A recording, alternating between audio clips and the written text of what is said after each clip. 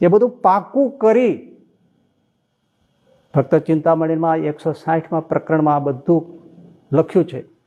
સંતોને બધાને બોલાવ્યા છે. શ્રીજી મહારાજે કહ્યું, તમે સાંભળજો સર્વે જન રે, જે અર્થે મેં ધાર્યું તું તન રે, તે કર્યું મેં સર્વે કારજ રે, કરવા કેડે રાખ્યું નથી રજ રે.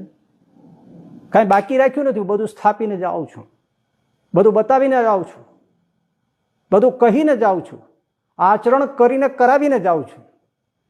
મારું કાર્ય પૂરું થઈ ગયું છે, અવતાર કાર્ય પૂરું થયું છે, મને રજા આપો. એમ રજા લઈને ગયા છે. કઈ બાકી હતું? એ ધુરંધર સંતો હતા. ગોપાળાનંદ સાહેબ, મુક્તાન સાહેબ, ગુણાચાર્ય, બ્રહ્માન સાહેબ, નિત્યાન સાહેબ, શુકાન સાહેબ, પ્રેમાનંદ, નિષ્કુળાન સ્વામી, બધા મહા. ઓહ, આટલું પાકું હતું છતાં શ્રીજી સ્વધામ પધાર્યા ત્યાર પછી 70-75 વર્ષે અક્ષર પુરુષોત્તમ ઉપાસનાનું પ્રવર્તન યજ્ઞ પુરુષદાસજી સ્વામીએ કર્યું.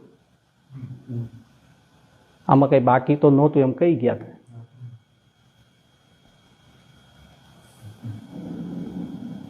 તરત એક આમ સ્પાર્ક તો થાય ને,